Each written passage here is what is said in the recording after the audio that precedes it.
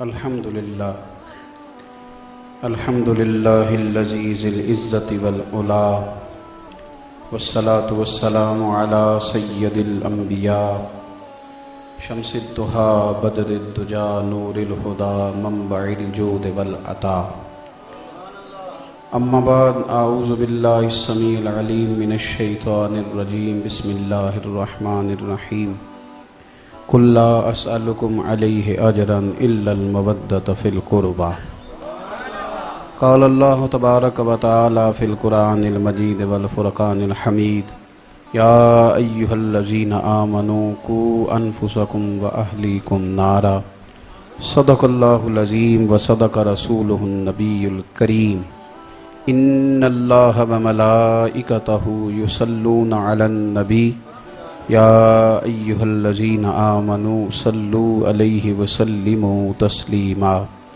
الصلاۃ والسلام علیک یا سیدی یا رسول اللہ وعلی آلک واصحابک یا سیدی یا حبیب اللہ۔ سارے حضرات درود شریف پڑھیے، سارے حضرات درود شریف۔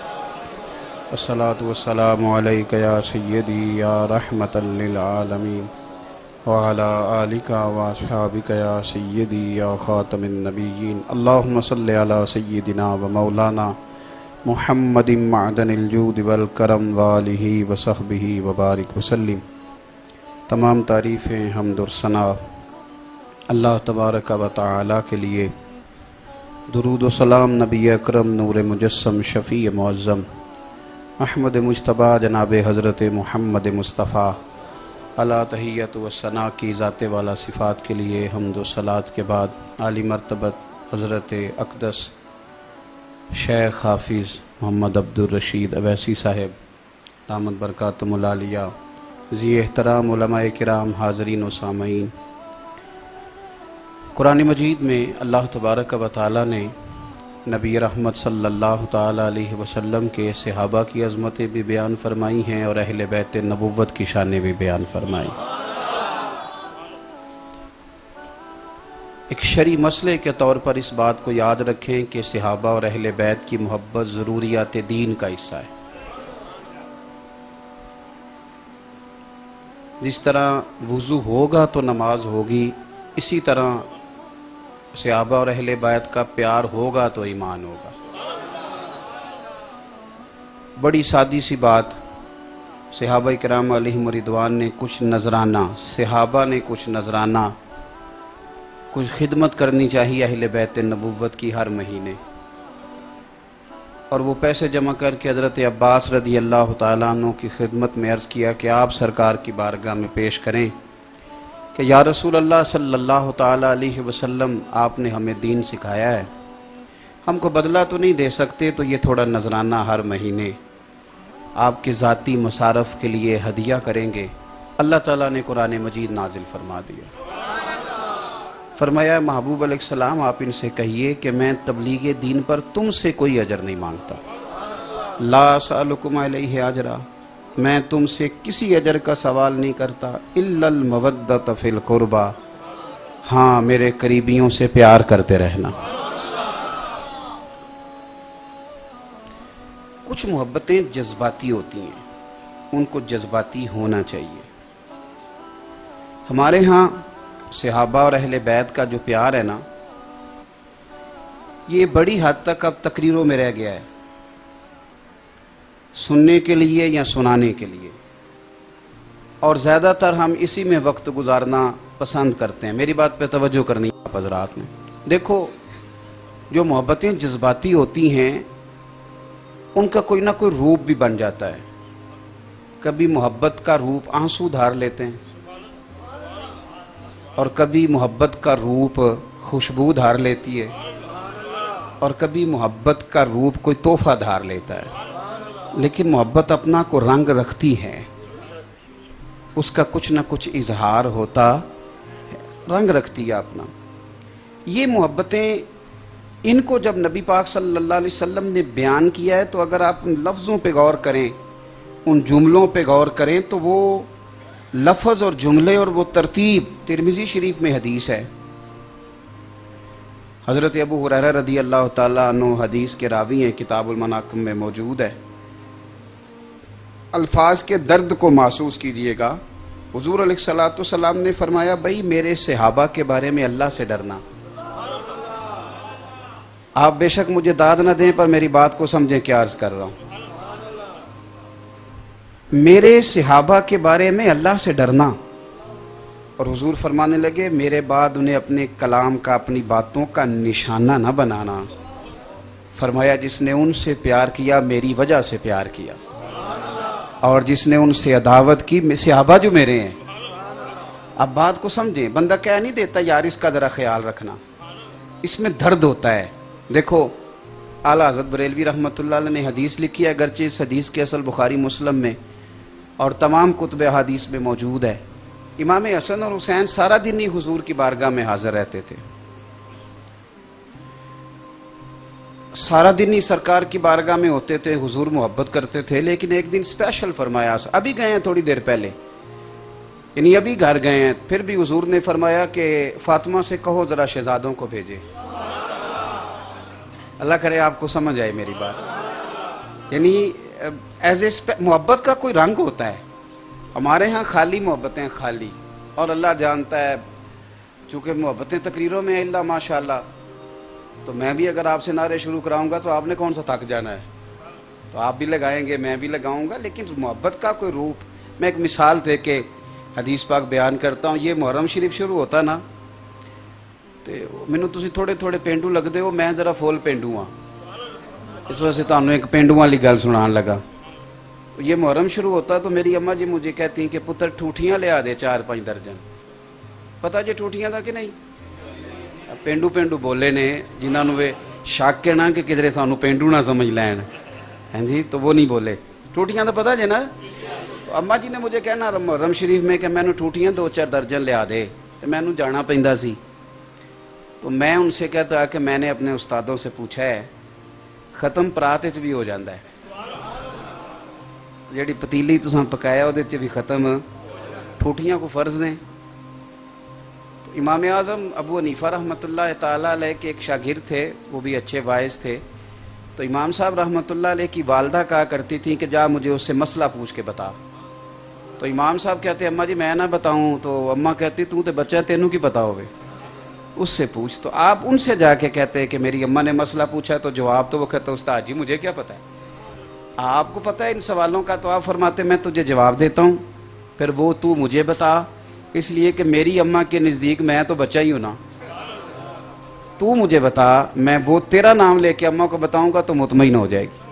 تو میں نے اماں جی کو بڑا قائل کیا پر میں تو بچہ ہی تھا.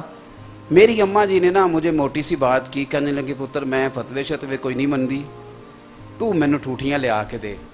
میں نے ان سے پوچھا اماں ٹھوٹیوں کی حکمت کیا ہے؟ کھیر جو بانٹنی ہے تو آپ پلیٹوں میں بانٹ لیں. تو میں نے کہا محبت کا رنگ ہوتا ہے. اب تو آپ یقین کریں ہم پڑھے لکھے لوگ ہیں، ہمیں تو آپ سوال ہی نہیں پیدا ہوتا کہ کوئی پڑھا لکھا آدمی مسجد میں جھاڑو دے اور جس کے پاس 4 پیسے آ جائیں وہ محفل میلاد کی یا محرم شریف کی صفیں بچھائیں. سوال ہی نہیں پیدا ہوتا. حالانکہ جو سب سے بڑا عاشق ہے نا امام حسین کا، اس کو نظر آنا چاہیے یہاں جھاڑو دیتا کہ آج یہاں میرے حسین کا ذکر ہونے والا ہے. لیکن رنگ ہی کوئی نہیں. تو 2000 روپیہ دیتے ہیں لوگ اور وہ اپنا نام بھی لکھواتے ہیں اشتہار پہ. یہ روپ بنایا ہم نے. میری والدہ مجھے کہنے لگی پتر ٹھوٹیاں چاہیے. میں نے کہا اماں جی ان کی کیا ضرورت ہے، ختم تو ہو جاتا ہے. میری اماں کہنے لگی پتر وہ حکمت ہے وے کہ کسی نو حسین ابن علی دے نام دا لنگر دینا تے انہوں کہنا پلیٹ واپس کر کے جائیں، جنہوں حسین دے نام تے دے چھڑیا انہوں پھر دے ہی چھڑیا. ختم ہو گئی بات. ہم لوگوں نے نا محبت کا کوئی رنگ بنایا، کوئی ذوق نہیں. یہ ایک خاص ذوق ہو محبت کا. مجھے بڑی تکلیف ہوتی ہے جب لوگ محرم کا لنگر شاپروں میں بانٹتے ہیں. تو اپنے دوست کی دعوت کرے، شاپروں میں چاول بانٹے گا تو کہتے ہیں میں عاشق ہوں امام حسین کا، کم از کم پلیٹوں میں بٹھا تو صحیح لوگوں کو. اوپر سے شاپر پھینکے جا رہے ہیں اور پتہ نہیں کیا کچھ کیا جا رہا ہے. میں اس پر دلائل نہیں دیتا، ورنہ میرے اعلیٰ حضرت بریلوی کا تو طریقہ ہے کہ 11ویں کے 2 ٹکڑے بھی زمین پہ گریں تو ہاتھ سے نہیں اٹھاتے، زبان سے اٹھایا. تو میری بات کو سمجھے، محبت کا رنگ ہوتا ہے. ابھی امام حسین مسجد میں تھے، گھر تشریف لے گئے دونوں شہزادے. حضور نے فرمایا فاطمہ سے کہو بچوں کو بھیجے، میں نے ملنا ہے. سونے ابھی تو تھے. اور مسجد نبوی کا حسن کیا ہے کہ رحمت کے عجب جھمیلے ہیں، کیونکہ حسنین یہاں پر کھیلے ہیں۔ حضور صلی اللہ علیہ وسلم نے فرمایا بھیجو۔ صحابہ کہتے ہیں کہ ذرا دیر ہو گئی امام حسن حسین کو آنے میں، اور اس کی دلیل بھی صحابہ خود بیان کرتے ہیں۔ حضرت انس بن مالک فرماتے ہیں لگتا یہ ہے کہ حضرت فاطمہ انہیں غسل کرا رہی تھی، ہار پہنا رہی تھی کہ حضور کی بارگاہ عالی مرتبت میں جانا ہے۔ شہزادوں کو دیر ہوئی تو فرماتے ہیں جب دیر ہوئی تو ہم نے حضور کے چہرے نور پر شوق دیکھا ان سے ملنے کا۔ میں نے کہا محبت کا رنگ ہوتا ہے چہرے پر نا حضور کے شوق۔ اور جب شہزادے آئے دروازہ کھلا، یہ کوئی سال بعد نہیں آئے ننھیال، یہ بھی تو گئے تھے، لیکن جب دروازہ کھلا تو میرے قریب محبوب نے مقدس گھٹنے زمین پہ رکھ دیے اور دونوں بازو حضور نے کھول دیے۔ شہزادے دوڑے آئے، ایک اس سینے سے لگ گئے اس کندھے سے، دوسرے اس کندھے سے۔ میری بات سننا، روز نہیں بندہ بچوں کے لیے دعا کرتا۔ جب کبھی ہمارے ہاں یہ ہوتا ہے کہ جب بندہ کبھی بیمار ہو جائے نا، پھر بندہ کہتا ہے یا اللہ میرے بچے چھوٹے ہیں، اللہ میری بیٹیوں مجھے موقع دے میں ان کی شادیاں کر لوں۔ جذبات ایک خاص موقع پر آتے ہیں، لیکن میں کہہ چکا ہوں کہ صحابہ اور اہل بیت کے بارے میں جو جذبات حضور نے ہمیں تو شوق دیا، دونوں شہزادے سینے سے لگے اور سرکار کی آنکھوں میں آنسو آئے، اور حضور نے باتیں شروع کر دی اپنے رب کریم سے۔ جذبات، کیفیات، رنگ دیکھیے گا۔ حضور عرض کرتے ہیں اے اللہ، ذرا غور کرنا بات پہ، اے اللہ میں ان دونوں سے بڑی محبت کرتا ہوں، تو بھی ان سے محبت فرما۔ اے اللہ میں ان سے بڑی محبت کرتا ہوں، تو بھی ان سے محبت فرما۔ اور میرے اللہ جو میرے حسنین سے پیار کرے تو ان سب سے بھی محبت فرما۔ میں اپنے دوستوں سے کہا کرتا ہوں کہ ختم شریف جو ہے نا 10 محرم کا، وہ خود پڑھا کریں، ہر بندہ خود پڑھے اور اپنے بچوں کو بٹھائیں، اور چھوٹے بچے کو بھی بتائیں کہ بیٹا آج نا امام علی مقام کا دن ہے، ان کو بٹھائیں، ان کو یاد کرائیں، اور ایک خاص اہتمام، اچھے چاول خرید کے لائیں، اچھے ذوق سے انہیں پکائیں، اس کا ایک خاص طریقہ ہو، سلیقے کے ساتھ۔ ایک طرف آپ تبرک کہہ رہے ہیں، ایک طرف آپ کا اٹھنا بیٹھنا بتاتا ہے کہ یہ انداز تبرک کا تو نہیں نہ ہوتا، ایک خاص والہانہ پن۔ اور ایک مثال دینے لگا ہوں، اس کو آپ نے کبھی بھولنا نہیں۔ کبھی آپ نے دیکھا ہے کہ بندہ بڑا بیوقوف ہو، بالکل سیاںا نہیں، عقل مند نہیں، نالائق ہے، بیوقوف ہے، کم فہم ہے، اور جلدی بھی اس کو بڑی ہے، تیزی سے آیا دوڑتا ہوا، بیوقوف بھی تھا، کم عقل بھی تھا، اور جلدی میں بھی تھا۔ کبھی ایسا ہوا ہے کہ وہ تیزی سے مسجد آ جائے جوتے نہ اتارے؟ نہیں تو انہوں پتہ ہی نہیں کسے گل دے گا کہ میں ٹوریے کوئی ہاں نہ کرو تو تاں ہے نا بھائی، بیوقوف ہے، سیاںا نہیں۔ میں کو پی ایچ ڈی آدمی کی بات تو کر نہیں رہا، میں تو کر رہا ہوں اس سادے بندے کی جو بالکل سادہ ہے، ان پڑھ ہے، اور اس کے ساتھ یہ ہے کہ جلدی میں بھی ہے، تیزی سے آیا، بھاگا ہوا، جوتے سمیت مسجد داخل ہو گیا۔ ایسا ہوتا ہے؟ وہ تو سیاںا ہی نہیں، اور اس کو تو جلدی بڑی تھی۔ نہیں، آپ نے پھر ایک دفعہ غور کرنا ہے۔ میں نے ایک بات آپ کی خدمت میں عرض کرنی ہے، میں چاہتا ہوں وہاں آ جائیں آپ۔ وہ یار بیوقوف آدمی، بچہ، پولیس والے آ گئے اسپیکر بند کرانے، تو وہ جوتوں والی جگہ پہ کھڑے رہتے ہیں، کہتے ہیں مجھے یہ کھولنے پڑیں گے تو مہربانی کریں ادھر آئیں میری بات سنیں۔ ایسے ہی ہوتا ہے، یعنی مسجد کا تقدس چھوٹے بچے سے لے کر بڑے تک، نادان سے لے کر عقلمند تک، ان پڑھ سے لے کر M Phil P H D آدمی تک، یعنی بھولے سے بھی کوئی بندہ مسجد میں جوتے لے کے نہیں جاتا، جتنی مرضی جلدی ہو۔ بس میرے یارو اس بات کو سمجھ لینا، اگر تمہیں بڑی جلدی ہو، بڑے بیوقوف ہو، تو پھر بھی جوتے لے کے کبھی مسجد نہیں گئے۔ ہمیں کبھی بھولا ہی نہیں کہ یہ مسجد ہے، زندگی میں کبھی نہ بھولنا کہ یہ حسنین کریمین ہے، زندگی میں کبھی نہ بھولنا یہ ابو بکر صدیق اور فاروق اعظم۔ یاد رکھنا، کبھی بھولے سے بھی ان کے بارے میں کچا لفظ نہ استعمال کرنا، کبھی بھولے سے بھی چھوٹی بات نہ کرنا، اس لیے کہ یہ بڑے اونچے لوگ ہیں، یہ بڑے اعلیٰ حضرت بریلوی رحمت اللہ علیہ کے چھوٹے شہزادے تھے مفتی اعظم ہند مولانا مصطفیٰ رضا خان صاحب، ان کا 1.25 کروڑ آدمی مرید تھا۔ کتنا؟ صرف 1.25 بندہ مرید ہوئے تو پیر صاحب گل کو نہیں سنتے کسی دی، کہنے نے میرا اپنا 1.5 ووٹ ہے، इल्ला माशाल्लाह वो नहीं सुनते। सवा और मुरीद भी ऐसे वैसे नहीं, मुरीदीन में बड़े बड़े मुहद्दिसीन शामिल हैं, मुफस्सिरीन शामिल हैं। उनके एक मुरीद ने ना अपने किसी दूसरे दोस्त से कहा जो हजरत का बैत नहीं था, उनसे कहा जो मेरे पीर साहब में मुफ्ती आज़म है। वो कहने लगा तुम्हारा अहले सुन्नत का तरीका है इमाम हो तो इमाम आज़म, हजरत हो तो आला हजरत, अब इनको भी आज़म मुफ्ती आज़म कर दिया, तुम्हारा स्टाइल ही ये है। वो कहने लगा नहीं वाकई मुफ्ती आज़म है, अल्लाह तबारक व तआला ने उन्हें बड़ी फ़काहत दी है कुरान और सुन्नत में। उसने कहा यार ठीक है, पर मुफ्ती आज़म बड़ी बात है। उसने कहा चल तू मेरे साथ। जो होते हैं ना कुछ लोग जो कहते हैं मेरे सवाल का जवाब किसी मौलवी नहीं देता आज तक, तो मैं कहा तुझे फिर इमामुल उलमा होंदा दावा कर जो अगर किसी ने जवाब नहीं दिया तो। ये भी कुछ लोगों का मसला है, वो दो चार पहेलियाँ याद कर लेते हैं और कहते हैं मेरा नहीं किसी ने सवाल का जवाब दी। वो कहने लगा जी मैं तो तब मानूंगा जब मेरे सवाल का जवाब देंगे। हजरत की जो बैठक है ना उसको सैदरा कहते हैं, मैंने ज़ियारत की है, यानी उसका एक दरवाज़ा मदरसे में समझ ले खानका में खुलता है, एक घर में खुलता है। एक बार हजरत वहाँ तशरीफ़ फरमा थे, वो आ गया लेके, उसने कहा हुजूर ये आपसे कुछ पूछना चाहता है। मेरी बातों की समझ तो आ रही है ना आप हजरात? का जनाब पूछिए। तो कहने लगा जी सरकार दो आलम सल्लल्लाहु अलैहि वसल्लम की चारों शहजादियों के नाम मैंने पूछने थे। बहुत बड़ा अपने हिसाब से इल्मी सवाल किया, चारों बेटियों के नाम बताएं।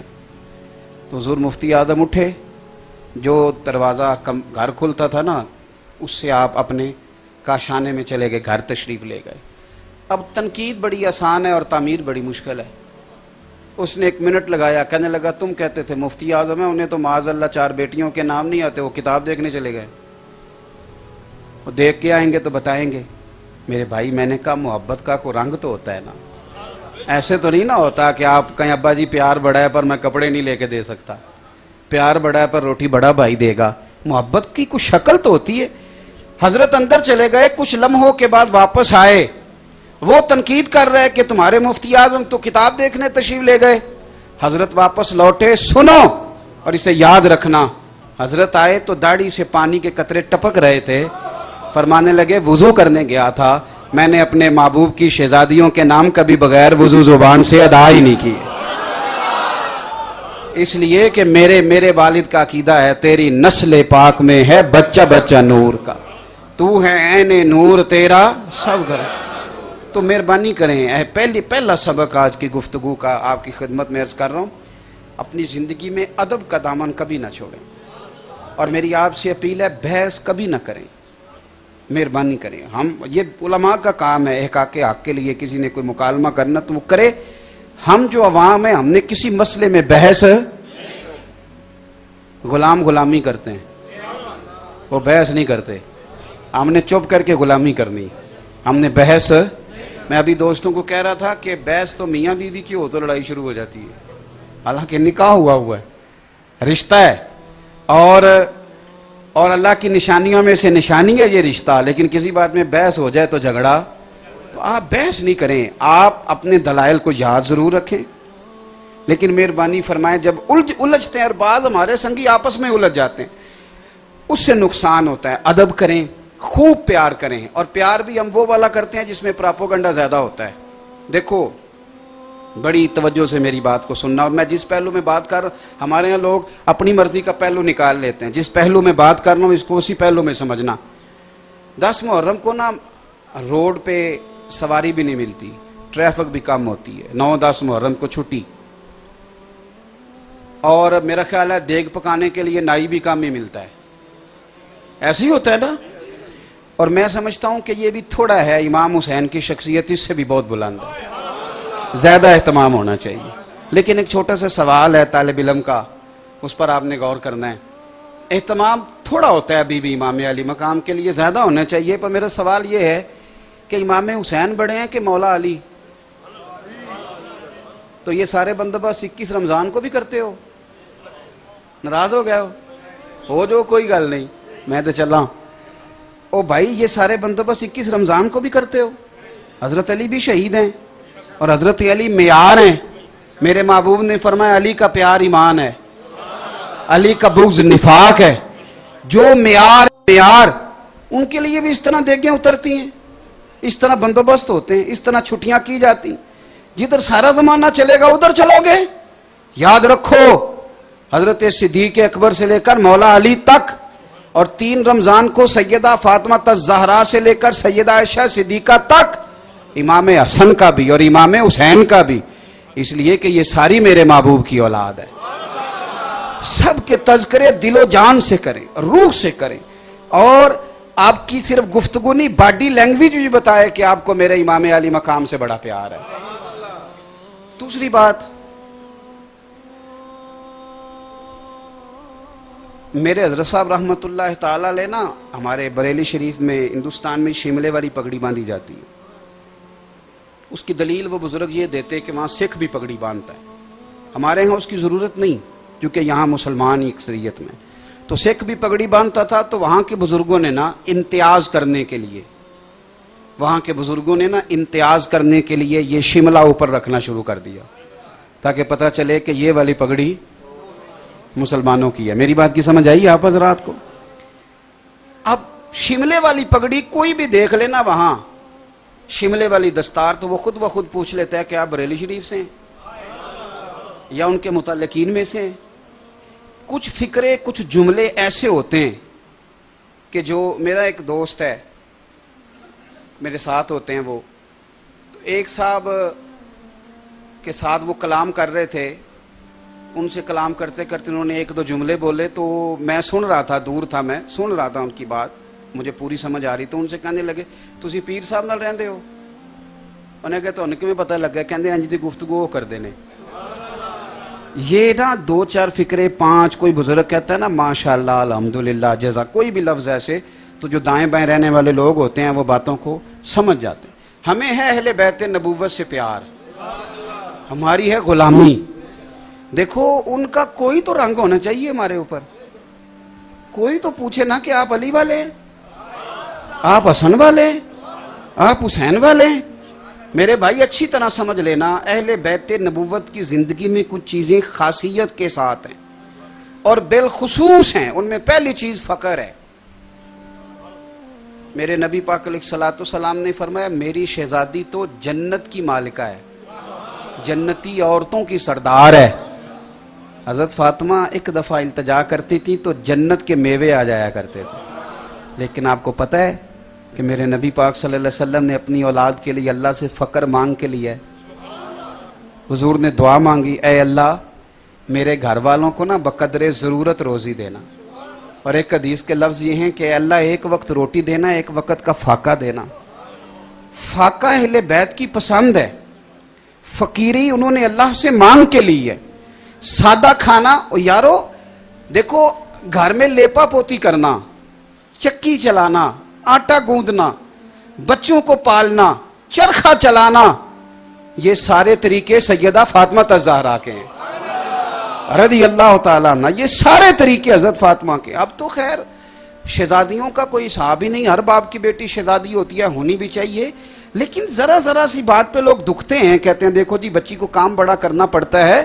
اور میرے بھائی یاد رکھو، سادہ کھانا، سادہ گھر، کچا مکان، گھر کے سارے کام کاج، یہ اہل بیت نبوت کا طریقہ ہے۔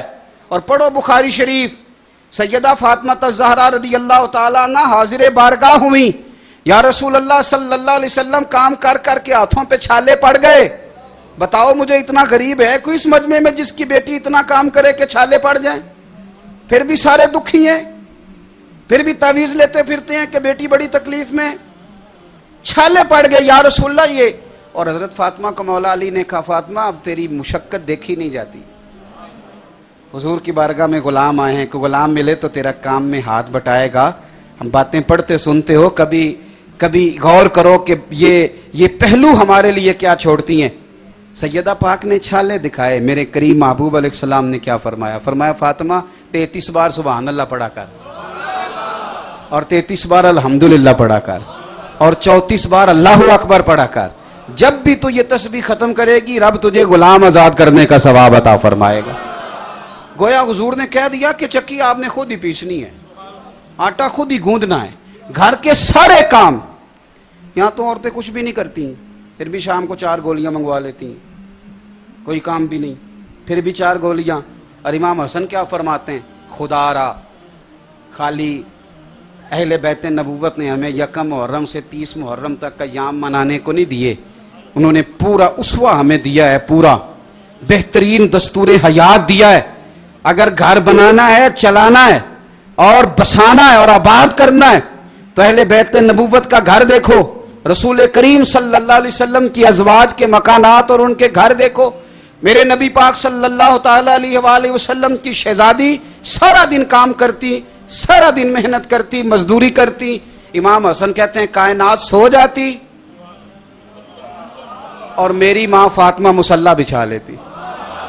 سارا دن کام کیا، سارا دن ڈیوٹی کی، سارا دن مشقت، دنیا سو گئی اور سیدہ نے مصلی بچھا لیا۔ پہلی بات تو فقیری، سادگی۔ آپ یقین کریں سادہ زندگی آسان ہوتی ہے، سادہ زندگی آسان۔ یہ جو لوگ بہت زیادہ کڑھائی کرا لیتے ہیں نا بیچارے، یہ بڑے پریشان رہتے ہیں، کتنے پیسے لگوا لیے اب دیکھتا ہی کوئی نہیں۔ اور جس بیچارے نے پچھلے سال کا نا یہ بڑی سادہ زندگی، بڑی آسان۔ میری اماں جی نے نا مجھے کروشیے کا سویٹر بنا کے دیا تھا، پھر وہ میں نے کہا چھوٹا ہو گیا، حالانکہ وہ چھوٹا نہیں ہوا تھا، میں بڑا ہو گیا تھا۔ پھر میرا چھوٹا بھائی پہنتا رہا، پھر ہمارا ایک بھانجا ہے وہ اسے پہنتا رہا۔ سادہ زندگی تھی نا، آسان ہوتی ہے۔ اب تو آپ یقین کریں کہ کپڑے کبھی پرانے نہیں ہوتے، ڈیزائن بدل جاتے ہیں، ڈیزائن تبدیل ہو جاتا ہے۔ تو اب کون رہ گیا ہے جو جوتے کو پیبند لگائے گا، کپڑوں کو پیبند لگائے گا؟ مولا علی شیر خدا کوفے کی جامع مسجد کے کنارے پہ کھڑے ہیں اور فرما رہے ہیں میں نے زیرہ بیچنی ہے یارو، کوئی خرید لو۔ یہ میں بدر میں بھی لے کے گیا تھا، احد میں بھی لے کے گیا تھا۔ ایک شخص آگے بڑھا، امیر المومنین کیا ضرورت پڑ گئی اتنی متبرک ذرا زرہ بیچنے کی؟ فرمانے لگے یار تہمت پرانی ہو گئی ہے، اب پیبند لگنے کی بھی جگہ باقی نہیں رہی، اگر تہمت کے پیسے ہوتے تو میں اسے فروخت نہ کرتا۔ یہ تو دو جہاں کے شاہ ہیں، پاس کچھ رکھتے نہیں، اور دو جہاں کی نعمتیں ہیں ان کے خالی ہاتھ میں۔ یارو سادگی، وزاداری اور جو ہے اس پر گزارا کرنا اور قناعت کی زندگی گزارنا اور وقار کے ساتھ گزارنا اور عزت کے ساتھ۔ ایک حدیث ہے، دو جملے اس کے کبھی نہ بھولنا۔ نبی پاک صلی اللہ علیہ وسلم سے ایک صحابی نے پوچھا تھا یا رسول اللہ عزت کس چیز میں ہے؟ تو حضور نے فرمایا جو رب نے دیا ہے اس پہ راضی ہو جا، اللہ عزت عطا کر دے گا۔ یا رسول اللہ ذلت کیا ہے؟ فرمایا زندگی میں لالچ نہ کرنا، ذلیل ہو جائے گا۔ قناعت میں عزت ہے، لالچ میں ذلت ہے۔ تو اہل بیت نبوت نے اپنی زندگیاں سادگی سے گزاری۔ تیسری بات، عبادت کے ساتھ دلچسپی۔ ہمارے ہاں جب بھی کوئی نقیب یا میری طرح کا خطیب کھڑا ہوتا ہے تو وہ کہتا ہے بس کربلا آئے گی تو ہم امام حسین کے جانشین بنیں گے۔ تو میں کہا کرتا ہوں وہ تو جب آئے گی تب بننا نا۔ امام حسن اور حسین دونوں روزانہ 100 رکعت نماز نفل ادا کیا کرتے، کتابیں جتنی آپ کہیں گے میں پیش کر دوں گا۔ 100 نفل پڑھنا علاوہ حضرت عبداللہ ابن زبیر فرماتے ہیں میری جب بھی حسین ابن علی سے ملاقات ہوتی انہوں نے نفلی روزہ رکھا ہوا ہوتا، وہ روزے سے ہوتے۔ 25 حج کیے دونوں بھائیوں نے مدینہ شریف سے پیدل مکے جا کے، سواریاں موجود ہوتی تھیں، سواریاں موجود ہوتی تھیں۔ امام حسن ایک سال بیمار تھے تو امام حسین کہنے لگے بھائی جان اس سال سواری پہ نہ چلے جائیں، تو کہا نہیں حسین، جب کوئی بندہ اپنے آقا کی بارگاہ میں جاتا ہے تو سوار ہو کے نہیں جاتا، میں رب کی بارگاہ میں حاضری دینے جا رہا ہوں۔ تو یہ میرے بھائی یہ والا تو کام آپ شروع کریں، قرآن پاک سے ان کی دلچسپیاں، عبادات کے ساتھ ان کا مزاج، مصلح کے ساتھ ان کی وابستگی۔ آپ ہمیں گپ شپ کے لیے بٹھا لیں سارا دن ساری رات اور تسبیح دیں کہ زیادہ نہیں 500 بار درود شریف پڑھنا، یا کام یاد آ جاتا یا نیند آ جاتی۔ بھائی اہل بیت نبوت کا جو خاص وصف ہے، سنو، 9-10 محرم کی درمیانی رات عمر بن سعد آیا اور اس نے آ کے کہا کہ حسین دو ہی باتیں ہیں، یا آپ بیعت کریں یا جنگ کے لیے تیار ہو جائیں۔ امام علی مقام فرمانے لگے کوئی تیسری بات؟ اس نے کہا کوئی نہیں۔ آپ فرمانے لگے تو جا مجھے ایک رات کی مہلت دے، صبح بات کریں گے۔ عمر ابن سعد چلا گیا۔ حضرت عباس رضی اللہ تعالیٰ عنہ حاضر بارگاہ ہوئے اور عرض کرنے لگے حضور آپ نے یہ مہلت کیوں لی؟ یہ دنیا دار سے لوگ ہیں، یہ سوچیں گے پتہ نہیں حسین کو تیسری رائے کی طرف بڑھ رہے ہیں۔ فیصلہ تو جو آپ نے سویرے کرنا ہے وہی آپ نے ابھی کرنا ہے. مجھے پتا ہے بیعت آپ نے کرنی نہیں، ہونی تو جنگ ہے، تو آپ ابھی اس کو کہتے کہ سویرے جنگ کرنی ہے. تو امام حسین فرمانے لگے عباس تیرا کیا خیال ہے، میں نے رات سوچنے کے لیے مانگی ہے. حضور پھر کس لیے مانگی ہے؟ تو آپ فرمانے لگے اس لیے مانگی ہے کہ رات 1 بج گئی ہے، حسین ذرا رج رج کے اپنے رب کو سجدے تو کر لے. والذین یبیتون لربہم سجدا وقیاما.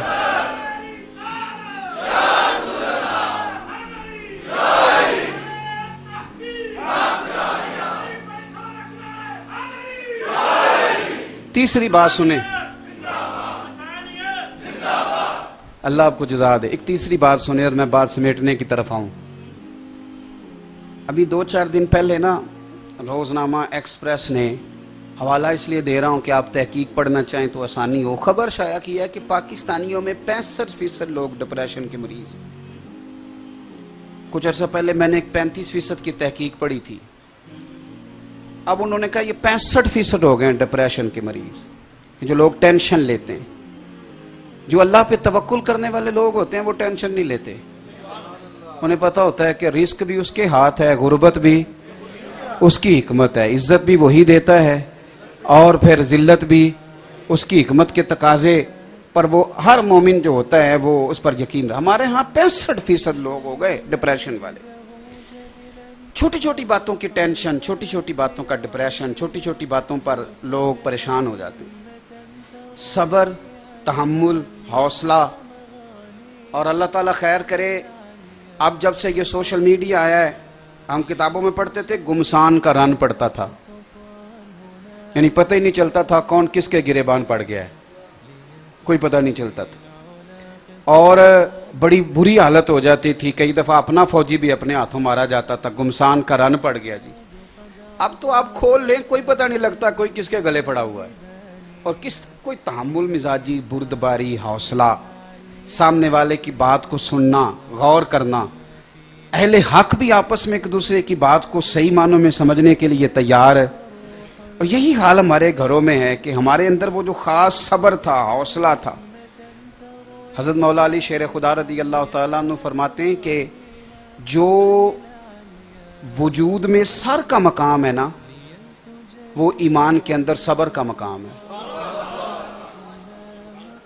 تھوڑا میں نے دیکھا ہے کہ شادیوں میں بعد بزرگ نہیں حوصلہ کر رہے ہوتے، فٹافٹ کرو، جلدی کرو. آپ ذرا تحمل اور پھر الزام لگانے میں بھی لوگ فٹافٹ، تو فلانے بندے نے ایسے کر دیا جی، ایسے ہوگا تو ایسے کیا ہے. کسی شاعر نے کہا تھا کچھ تو مجبوریاں رہی ہوں گی، یوں ہی کوئی بے وفا نہیں ہوتا. تھوڑا صبر تو کرنا یار، تھوڑا غور کر. میں نا ہم لوگ بیان کر دیتے ہیں، آپ سن لیتے ہیں.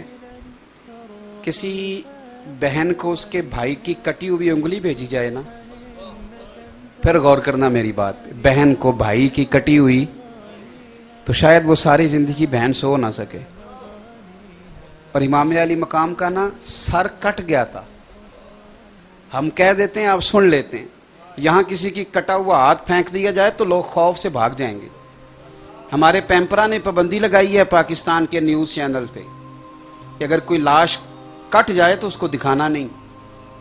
وہ دائرہ لگا کے دکھاتے ہیں اس لیے کہ خوف اور ہراس پیدا ہوگا لوگوں میں. بھائی امام علی مقام کا سر کٹ گیا، دھاڑ مبارک آپ کا وجود اطہر کربلا میں سر نیزے کی نوک پہ. کبھی سوچیں تو خوف آئے لوگوں کو.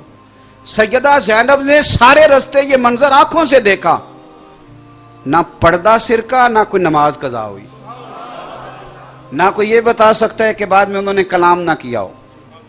بعد میں وہ بالکل معاذ اللہ واز باختہ، ایسا نہیں ہوا. بلکہ یزید کے دربار میں جب یزید نے چھڑی حضرت زینب، حضرت امام علی مقام کے چہرہ انور پہ لگائی تو جناب زینب دور بیٹھی تھی، پردے میں دور بیٹھی تھی. تو وہاں سے بولی، اٹھی. اور اس طرح نہیں جس طرح ہماری عورتیں اٹھتی ہیں تو پہلے رونا دھونا شروع کر دیتی ہیں، بات کی سمجھ ہی نہیں آتی. وہاں سے اٹھی اور اٹھ کے پہلے اللہ کی حمد کی، پھر نانا مصطفیٰ پہ درود و سلام پڑھا، اور پھر ان اللہ مع الصابرین کی آیت پڑھی. اور جب وہ بول رہی تھی تو ان کے یہ جو سچ ہوتا ہے نا، اس کے اندر اپنی ایک طاقت ہوتی ہے. یہ جو حق ہوتا ہے نا، اس میں ایک اپنی گرمی ہوتی ہے. بول رہی تھی تو لب و لہجے کے اندر اتنا دبدبا اور تنتنا تھا کہ ایک شخص، ایک صحابی وہاں بیٹھے تھے، کچھ نے تابعی کا، کچھ نے صحابی کا، انہوں نے مولا علی کے پیچھے بڑے جمعے پڑے تھے وہ نابینا۔ جب سیدہ زینب بولی تو وہ ساتھ والے کا گھٹنا ہلا کے کہنے لگے علی آ گئے دربار میں، لہجے میں اثر گھول رہے ہوں جیسے، اور جبریل امی بول رہے ہوں جیسے، دربار دمشق میں سیدہ زینب کا خطاب منبر پہ علی بول رہے ہوں جیسے۔ حضرت زینب بولی، فرمانے لگی یزید ان لوگوں سے پوچھ لے، ان کی تلواریں تیرے ساتھ ہیں پر دل میرے حسین کے ساتھ۔ اور فرمایا وقت بدلنے دے، حالات تبدیل ہونے، ایک وقت آئے گا ذکر تیرا بھی ہوگا لیکن تو شر کی علامت بن جائے گا، اور ذکر میرے حسین کا بھی ہوگا، اور خطیب خطبوں میں بھی درود پڑھا کریں گے۔ ایک تو ان سے پیار کریں، دوسری میری گزارش میں نے آپ کی خدمت میں عرض کی کہ کبھی بھولے سے بھی بے ادبی نہ کریں، اور میں نے مثال دے کے عرض کیا کہ آپ کبھی جوتے لے کے مسجد میں بھولے سے بھی آئے تو یہ بھولے سے بھی کبھی ان لوگوں کے بارے میں کوئی ایسا جملہ سے آبا ہو یا اہل بیت ہو، خدا رہا، اس کو سمجھیں۔ اور تیسری گزارش یہ کی کہ اپنے آپ کو سادہ کریں، آپ تک رسائی بھی آسان ہو، آپ کی بات بھی آسان ہو، اور آپ زمین پہ بیٹھے لوگوں کو مل جائیں۔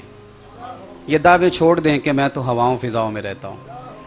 آپ زمین پہ بستے ہیں تو زمین والوں کے ساتھ رہیں، سادہ غذا کھائیں، سادہ مکان پسند کریں، سادے کپڑے کو ترجیح دیں۔ اور تیسری بات میں نے آپ کی خدمت میں یہ عرض کی کہ اپنی زندگی کو حوصلے کے ساتھ بتائیں۔ اور ایک بات بیچ میں رہ گئی کہ عبادات کا مزاج، شوق، یہ اہل بیت کا طریقہ ہے۔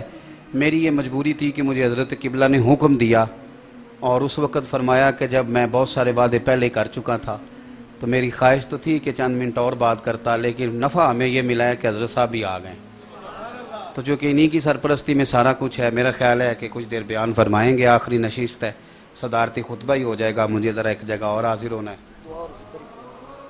کہتے ہیں ذکر ہوگا اور دعا ہوگی، میں آپ سے اجازت لوں گا، آپ سب حضرات بیٹھے رہیں گے۔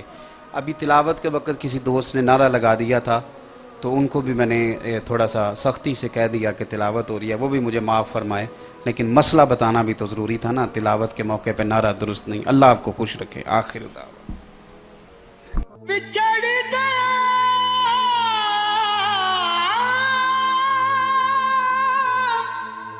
میرے دل دا جانی، تے میں ککھاں وانگر رل گئی، پھلاں نال نازک جندڑی میری وچ کنڈیاں دے رل گئی، غم سجنا دے مار مکا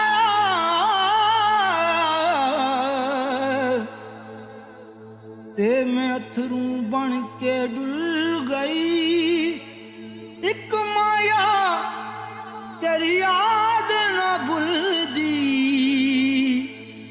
باقی ہر شے جگ دی بھول گئی۔